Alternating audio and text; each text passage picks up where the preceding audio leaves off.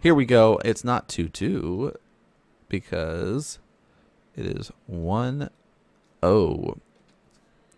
So welcome everybody to the Alpha Navigator Cup Grand Final, MSRM versus Snoxtar. We've got spawning up in the north, currently leading the series by making it to the Grand Finals and never going to the loser bracket. It is MSRM. His opponent, Cross Spawn, representing Aftermath Gaming, working his way through the loser bracket, coming back for the revenge from earlier. It is Snoxtar. All right, little contention, little fight, the normal stuff that you'd see between the Hexen. Even getting the health and gets on out. So, big, wide open map, if you will. It's still short distance to go from one side to the other. As you might see, we're going to see players fight over going for life camps initially. We're going to be seeing top one get contested, and then we're going to be seeing them go and grab their speed camps. This is kind of the normal thing that you expect players to be able to go for, because these are the easiest ones to kill. When you only have a handful of units, you want to be able to grab and take out the things that are the easiest to kill, right? And good control, making sure you don't lose that Hexen, because that's a very necessary unit. And look at that, even grabs the health flower. Boom, boom, boom. Cleans up the last of this. No problem. And, ooh, even drops an effigy there. I like that, getting a little bit of extra armor boost on your troops. All right. So, yeah, we went for the Conclave, Iron Vault opening, and things should look familiar between both these players. Both of them are going to be basically mirroring each other's builds for the time being. Taking expansions, both grabbing the watchtowers, that sort of thing. Now, if you're wondering why did they not go and grab this next, part of it is just the distance at which you need to travel. Getting more information and more protection for yourself is really important. This watchtower does provide quite a bit of information, because look at how much distance that shows you. Because it's so wide open over here. Like, there's so much, like, surface area that you have to cover. It's so important to be able to kind of have a little bit of extra protection in that regard. Now they can start going that way. So the Skull's going to make its way on over here and try to capture this location, which is a little bit frustrating and annoying if you're sitting here as MSRM. But now they can start grabbing and taking over all of the camps that they need to do. A couple brews starting to get added in as these Iron Vaults are coming online. So we start getting ourselves prepared for the next stages. Big thing to think about as we're going into it is how quickly are people going to be teching up, getting into their plague axes, and how are they going to be spending their resources post-expansion setups here. Oh, okay. Let's get a big boost, shall we? Both going to fight the bruisers. Effigy's going to get dropped down as well to kind of help out. And again, every time a camp is grabbed, players know about this. So Snoxtar just slightly faster about grabbing camps than his opponent, but in the end, it doesn't really make too much of a difference as long as both players are grabbing it and not taking too much significant damage in doing so. Group of Fiends coming around. Their whole job is to scout and just get confirmations. All right. They see the base, see what's going on, checking to see, all right, is there like another base over here? Did you take a quick third or something like that? So that's important. Also, it allows us to grab the speed camp too. So this is the effigy, get set up, get the armor ready. Now we can be able to grab our next set. Keep getting more and more resources. All these camps are extremely important here. And we see both players are doing that. So that's the cool thing about really skilled players in a mirror matchup, especially in this game, is you get to see that just like, okay, you do this, I'll do that. And we're both going to be doing the exact same thing at the same time.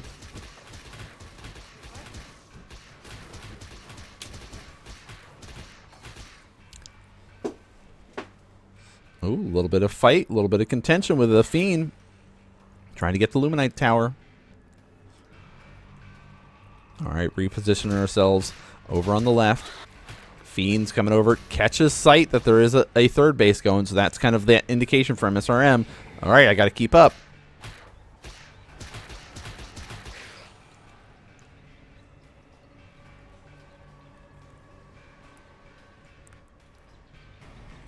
All right, no real contention or fight happening yet.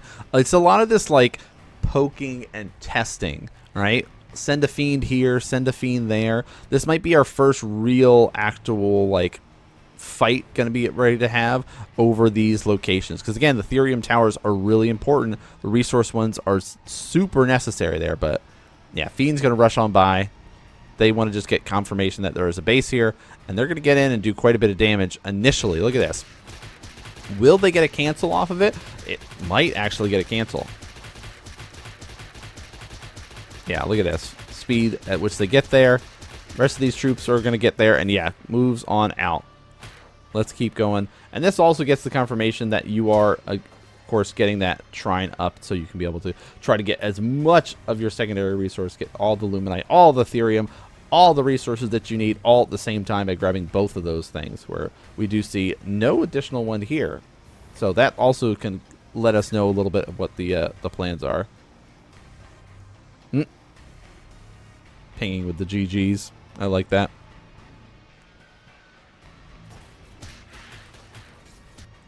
All right. Fight over the center. Are we going for it? I think we are. We get both of the towers. Now we're going to go and take out and get this Skull Squasher here. So this is one of those really cool things too, is that you get to set yourself in a position where you know your opponent has invested so many resources in two bases that haven't paid off yet. So we can hit a great timing here, or we get to use this rocket launcher to be able to help push and hit a good timing with this. Like, our armies are very similar, but now we could be able to sit here and use the rocket launcher to help add a little bit of extra force. Look at this. Watch this. Oh, big hits coming out here. Very, very careful about what you get to do with your gaunts and how well they can kind of maneuver around. You saw those gaunts trying their best to kind of maneuver around here and not doing so well with this, but these gaunts moving their way forward here. Rockets going off, that extra added bonus damage, but a lot of Snoxtar's troops have fallen in this, and this fight here didn't work out the way that he anticipated. Yeah, the rocket launcher helped out, but it wasn't really enough. Killing a couple of gaunts before it goes down. Oh, Psionic, great little post putting up here and saying the Matcherino code is here in chat for anybody that is not familiar with it. It's for Alpha Navigator Cup 02, and Psionic said he will match any $1 donation. So if you are at least donating $1, he'll match it. Great way to help show some support for the players participating in this tournament, because it is one of those amazing grassroots organizations that exist, that we want to try to provide opportunities for players that like this game and like the competitive nature of being able to sit here and compete, and help reward them for that. So always great to be able to see that added bonuses and donations for players. All right, health camps going for both players. Speed camps going over here. We're getting the big power up here. Our base is up and running. The conclave's getting added in. How is Snoxtar going to respond to things, though? All right, he's going to power up as well, but he's kind of long distance mining, getting himself set up over here on the left-hand side. He's basically going with that vertical side of things, as I'm going to just build up and produce as much resources as I can over here, and really focus heavily on the Luminite and less so on the Therium, which, you know, the downside to that is the tech route, right? What do you spend those resources? But we're seeing it right here kind of pay out. You have 1,000 Therium banked up here, but not a lot of Luminite. MSRM, though, does have that little bit of an advantage with he keeps getting those mines. He keeps being able to spend his resources on things like Magmadons. Ooh, how quickly, oh my gosh. This is going to be bad. Swarm of fiends coming on over. They will be able to catch this base and know what's going on. Yes, there's some fell hogs over here trying to help us out, but that will be sniped off very, very quickly. The rest of the army will be able to come over here, but that's kind of that, okay, now I know that you have this base. So now I know where I need to kind of put my effort into attacking, or try to just bypass it and go in and try to deal some damage elsewhere. So you kind of have this choice now as MSRM. What do I do with that information knowing my opponent has that base here? I mean, he's got his own base located, and I like the Shroudstone defense. This is one of the ways that I love to be able to help set my defenses up here, is you do your meat farms, you got your Shroudstone, and the Fiends are going to get over here, and they get the confirmation that there's not really any mining happening here. There's no real base going on yet. Oh, tricky, tricky. A Harbinger is going to die. Oh, my gosh. Look at that. All those fiends showing up. All right. Good snipe here. I like the idea of sending the Harbinger out and trying to make something happen with it. Didn't work out so well that time, but that's okay. We want to see those nuances, utilizing your resources to try to distract and draw your opponent's attention, but both players doing what they can to grab the additional resources. Therium is going to be grabbed next. Both players will have control of the Therium Tower. Now they can kind of position themselves for that next stage in the game. We're getting at that perfect point where we're really going to start adding on the higher tech stuff. And there is the big boy himself. Flayed Dragon is out. So, of course, we've got that Plague Breath. All right, Parasitic Soul. The big things to note is every time that there's going to be doing that attacks, we're going to be sitting here and dropping down those plague damage on and infesting those units. Both players aren't going for the dragon route. The one difference between these armies is the fact that there are the Magmadons added in over here. Oh, here they are, Shadow Flyers as well. All right, we're moving in. We're trying. We're committing heavily to this. And there's the Hellborns coming in. They're trying to rain their fire on the dragon. Is it going to actually make a difference here? The big thing is the Shadow Flyers are coming. We have to rely on the Gaunts to be able to take this out. He's swooping her in. He's going for the angle, and he gets it. Yep, the dragon. Oh, my gosh. He got out. 7 health. Oh, the dragon is trying to hunt him down. Oh, my gosh. What happened there? Oh, we caught him. Oh, man. Shadow Flyers coming around, and it's going to be kind of a reverse. Can we be able to take this out? The problem, though, is, yes, you won the air battle, but look at this base. It's forfeit here. It's Gaunts versus Gaunts. The Plague Dragon still up top, though, is what's going to be able to turn the tide for this battle. Will it be enough, though, as the Magmadon's coming in? More Shadow Flyers have shown up here. Magmadon's going to charge his way forward towards these Gaunts here and getting on top of that army. In the meantime, the dragon has fallen. Now reinforcements are swarming over. There's so much red coming from the left, so much blue coming from the top. This base is going to fall as well. All these fiends now going to regroup over here, and it's looking really tough for MSRM. Another dragon has shown up, but there's some more Shadow Flyers going chasing him down. Can they get there in time? The rest of the army, though, getting cleaned up. Gaunt's kind of stuck over here. More and more fiends just going to start eating away. You see them just chipping away at those units on the back as they try to run away here. And now more and more troops are trying to group up. You can't really find an angle to poke in there, so you're going to try to find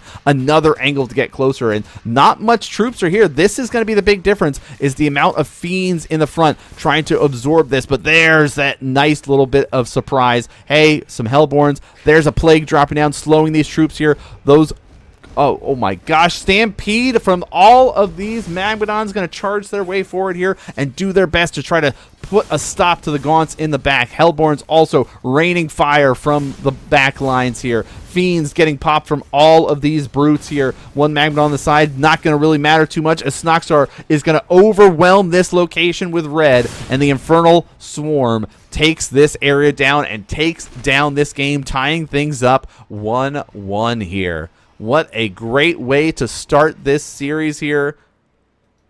Awesome job from both players trying to construct and build up to their army comp that they wanted.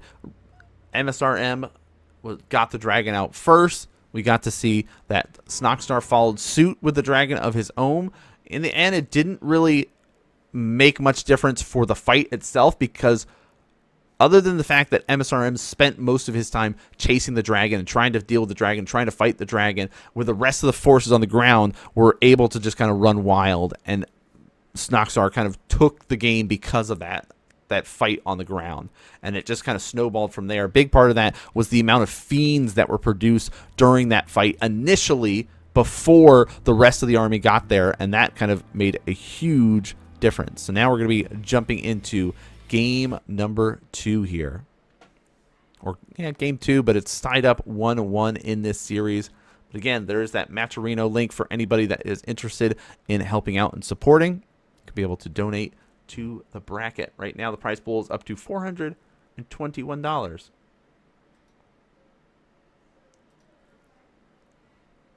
You, of course, can be able to link yourself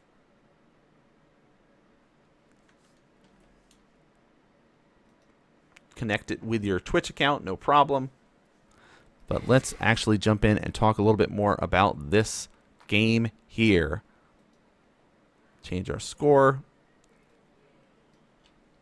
It's tied up now. 1-1 spawning in the bottom right-hand corner of Ruination. It is our blue Inferno player representing Aftermath Gaming. He is Snoxtar. And his opponent representing, I don't know if he's representing anybody at this moment, but he is currently sitting in the grand finals, worked his way through without dropping a match yet. He is msrm. So guaranteed, we're going to have a new Alpha Navigator Cup champion. We've had Theory, we've had Mixu, and now we're either going to have Snoxtar or msrm. So 2 Infernal champions, 1 Vanguard champion so far in our history of doing Alpha Navigator Cup tournaments. So really cool, really exciting stuff. We've seen this map a couple times today, but let's talk through it a little bit more for everybody watching at home. You know the drill. Always start with that creeping phase. There is that safe and easy to be able to capture health camp behind your base. There's also an easy to take natural expansion here, and we see msrm is going for that right away.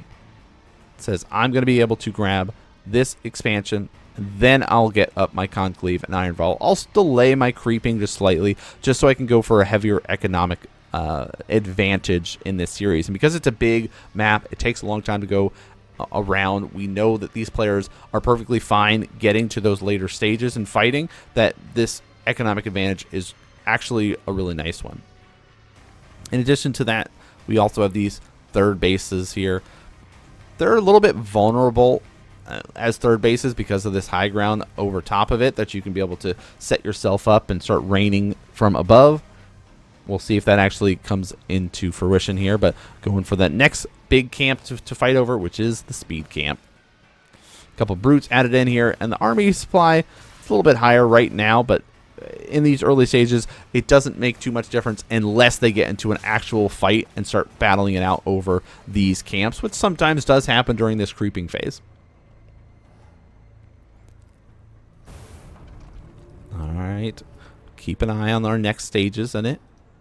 It's going to be about getting the plague axes online for the gaunts, getting up to our greater shrines, and really establishing our strong economy with our naturals. So those are kind of the things to be noticing in the background while the creeping phase is going on, what these players' macro is going to be looking like, and their focus is going to be on right now. Good control there. Brute almost died, but able to pull him back.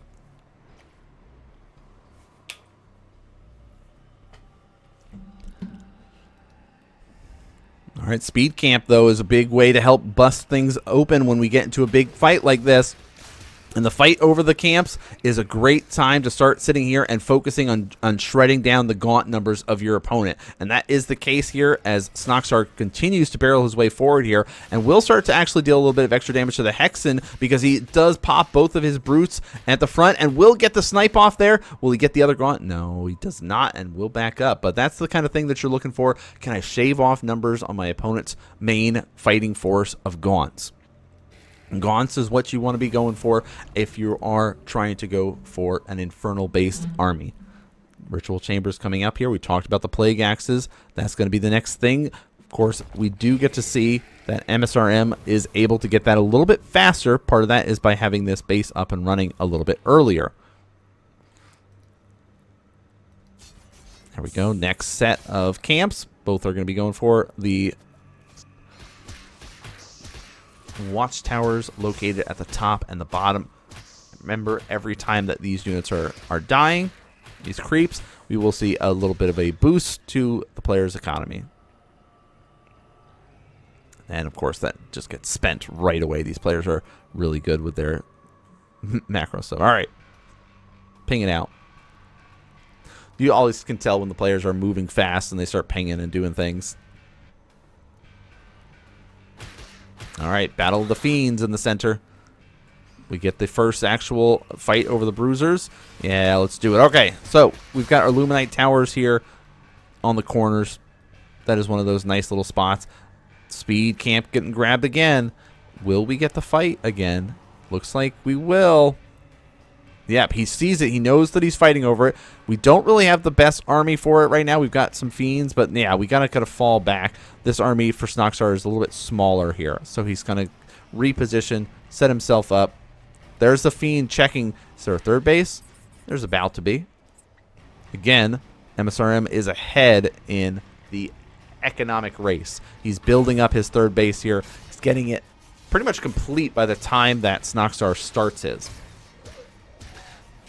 All right, next set of fights is building up. We're building towards it, but the army that MSRM has constructed is still slightly better. Oh, the Hexen got stuck behind these chickens.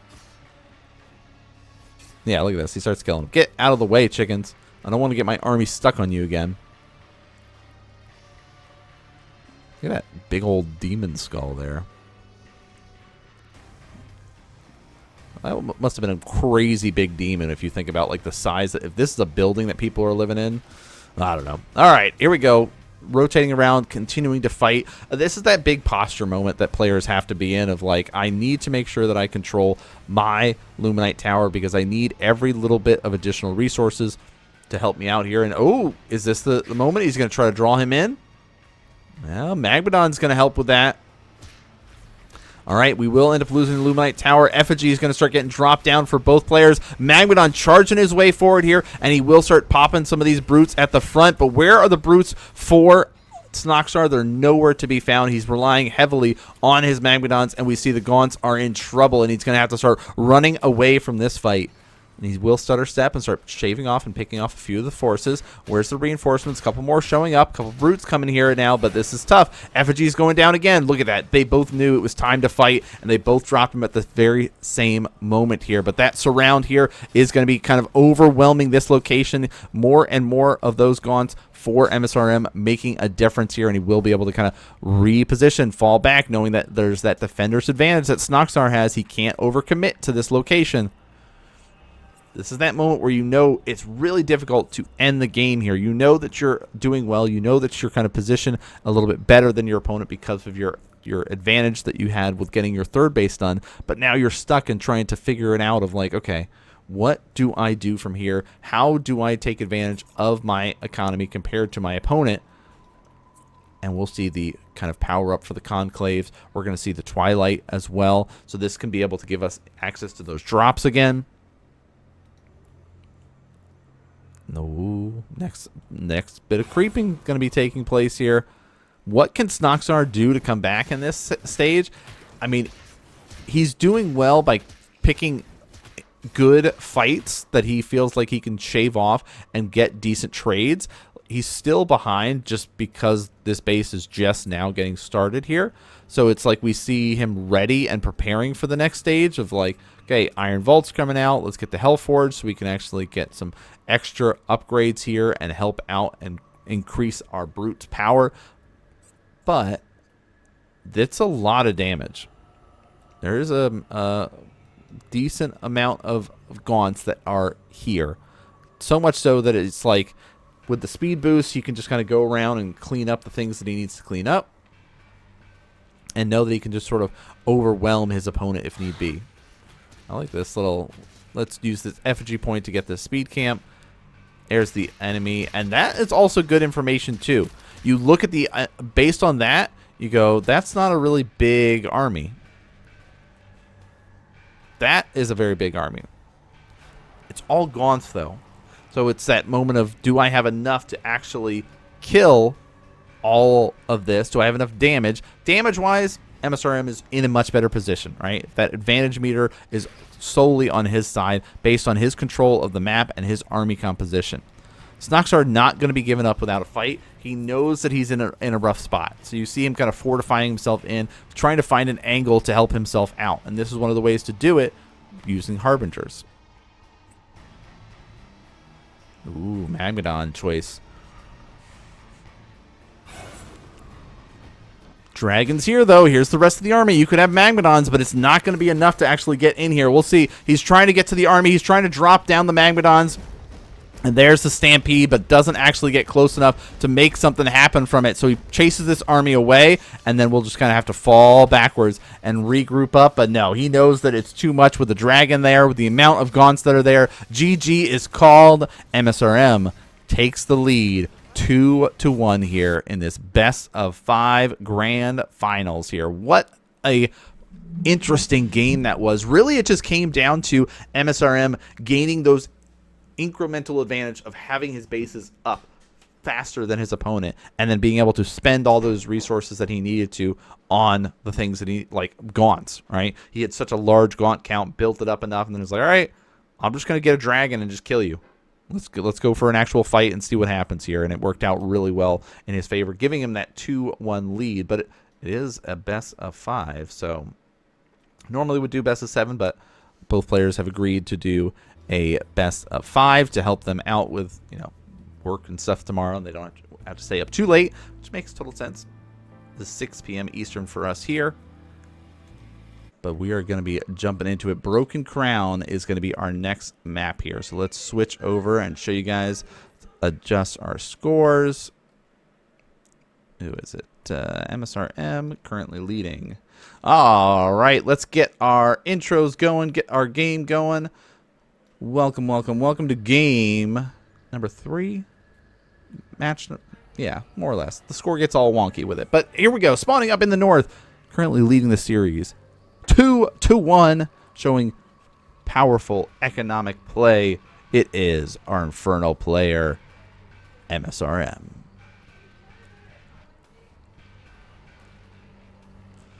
And his opponent, spawning in the south, representing Aftermath Gaming. He is currently down 1-2. His tournament life is on the line.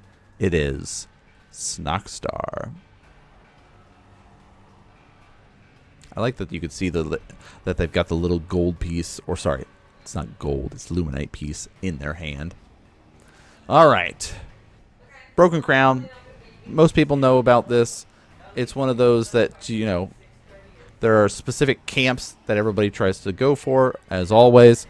Health camps. You're located on left and right, depending on which side of the map you're spawned on, as well as the speed camp. Easy to take natural. Third base is accessible through trees. We'll see players usually chop those down. Expansions coming out for both players. Both players are kind of lining things up with the kind of same game plan and same plan of how they're going to be doing things here. All right, get their natural established, gather up, get healed up, and keep going with our creeping. How fast does the third base come down?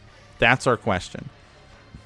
It's relatively easy to secure 3 bases on here with the way that you can just destroy the trees like that.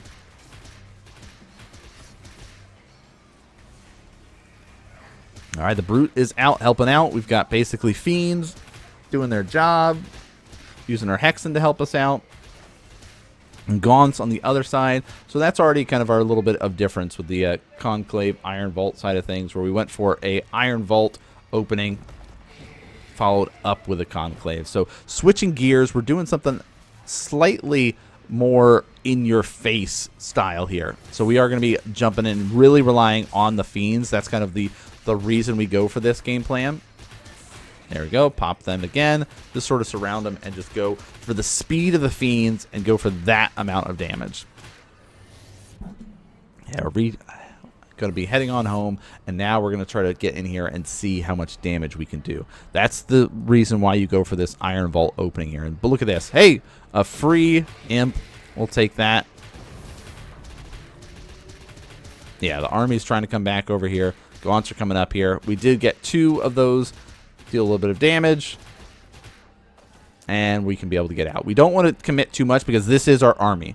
All right? That's a lot of Fiends. And if you're looking at it as MSRM, you're probably like, okay, that's a lot of Fiends. Why do you have so much Fiends right now? And are we going for a quick third? Oh, we are.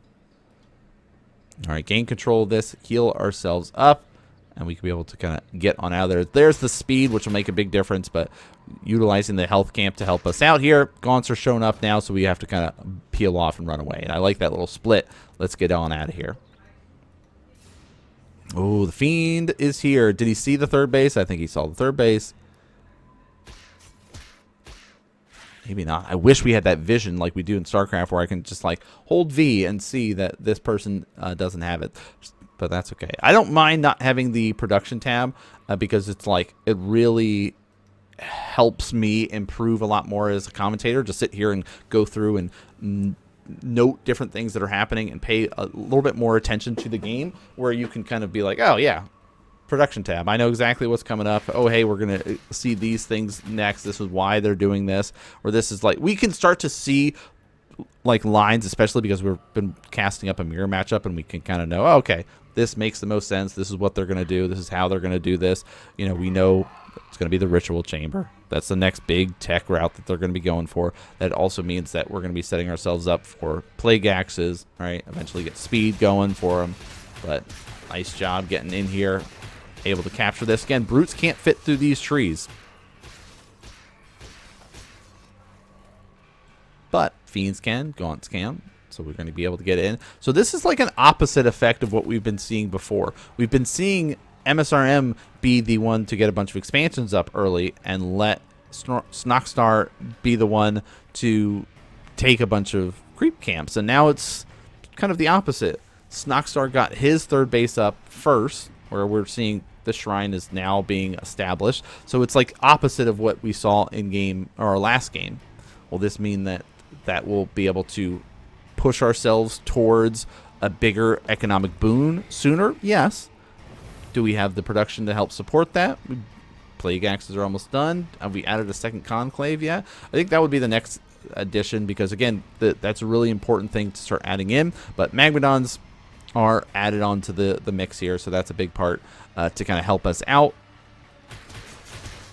as MSRM continues to kind of get the economic advantage. He's going to control the stuff over there on the right. Fiends were able to capture the shrines that were here on the left. They were able to recapture the Luminite as well as the Vision, and they've got the Hell. So it's basically just like, you control the top, or you control the left side, I'll control the right side.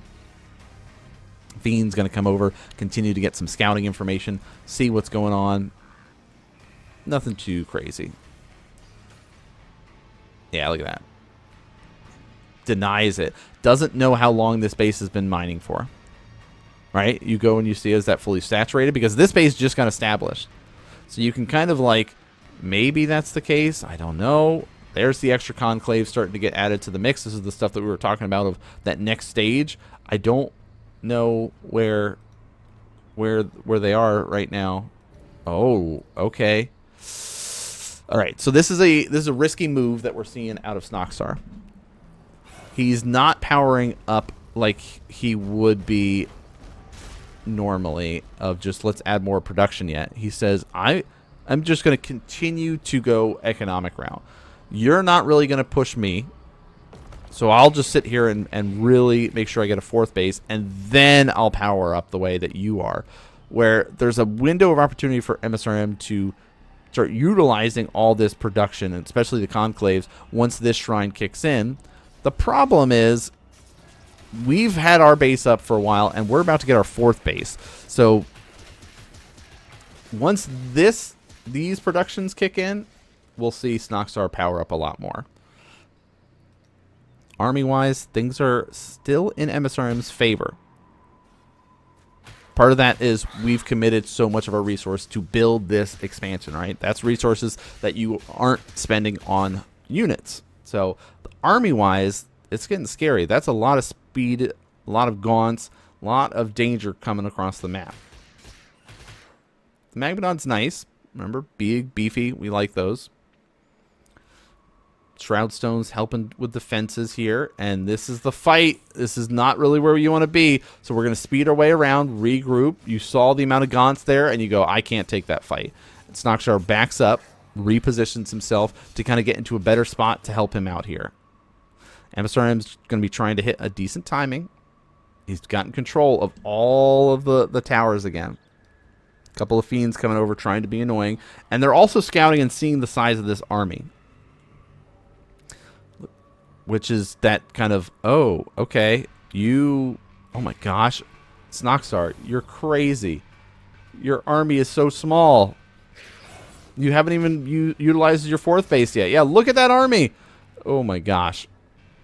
But again, it's so hard to end the game and defeat your opponents in this game. So clear it up, making a nice, easier path. You want to be able to have as much surface area as possible to help you defend. MSRM able to utilize all of his extra power-up production here. That's really helping them to continue to stay further and further ahead. I wouldn't be surprised. Yep, we got this next 4th base coming up here. So both players going to be sitting here on 4 bases. But the 5th base is coming down for Snoxtar. Oof, big speed boost coming across here. That's a big army here. How much surface area do we got? Some, but that's not a lot of troops that we've got. We got a Shroud Stone. That helps. We got to get that Magmadon to get a little bit closer. Oh, we're trying. We're going to try to chase him off of our area. Look at that. So many more Gaunts just got added to that army. 130 to 115. Danger, danger, danger. Taking a couple for free. It's okay. So, Brutes at the front. Big meat shield. Big wall to try to absorb all these hits. They're going to eventually pop and turn into Fiends, which will help us out as well. So, we're going to be, doing a little, I was like, are we splitting? Are we doing a hit and run? Yeah, we're going to try to distract our opponent. So, here's the plan. We're going to do a 2-pronged attack. Big force coming over here on the left-hand side. This is going to draw the enemy's attention. Right, so Snoxtar, you can see just the wave of red moving its way across the mini-map here. As they go over here to defend against this, the hit squad is coming up here. There is a Shroud Stone here. Will he be ready and prepared for this? Because this base is now forfeit. All of these imps are about to be turning into Fiends. Yep. Boom, boom, boom. We're going to start popping those. On the other side, though, we're chasing this down. Flay Dragon is out. We've been saving our resources for this moment. All of our Fiends are starting to shred those Gaunts in the back. And we might end up winning the big main battle because of this. Yes, we sacrificed our 5th base, but we still have 4 bases up and running. And look at the army is trying to find an angle. Flay Dragon coming out for both players here. We've got our Hellborns in the back, trying to start raining some extra DPS there. It's all about this top side that MSRN is winning. This bottom side here, Snoxtar is doing extremely well in, but that top side just got collapsed, and now we can be able to overwhelm and take over the rest of this army and take over the rest of this game here as he swarms it with all the Fiends. The Dragons are doing what they can up at the top. The Hellborns are left alive, but that's about it that MSRM can now overwhelm and send his Gaunts on forward, forcing Snoxtar to try to scramble and come up with some sort of defense here, dropping his supply down. GG, well played. Congrats. MSRM takes the series 3-1, winning Alpha Navigator Cup number 2 finals. Congratulations there. What a great series. What a great set of games today. Amazing gameplay from all around. MSRM proving why he was the top Infernal player today. He came out here. Let's pull up the bracket so everybody can be able to see, because this is a really cool run that came out from our players here. Theory battled it out against High, did not win. MSRN took out Snoxtar, ended up sitting there fighting against High, beat High, sat there in the grand finals waiting. Snoxtar did his best to work his way through the loser bracket, tried to go for the revenge, but MSRM already showed that he had the skills to be the Infernal expert today, which worked out extremely well for him, and he was able to prove that in that last bit finals there. So great job from both the players, from everybody involved. Of course, there is that Matcherino code for anybody that is interested and wants to be able to check that out. You guys can be able to see that. But that is going to be it for us. We, of course, want to say thank you to the players for coming up and playing. Thank you to everybody who tuned in to watch. Big shout out to Adiko for organizing and running and doing all the behind the scenes of the Alpha Navigator Cup week in, week out. It's awesome to be able to showcase that stuff for everybody here. But that's going to do it for us. We got 2 great days of casting. Of course, if you missed any of the games, they will be up on YouTube, youtube.com/NanMan.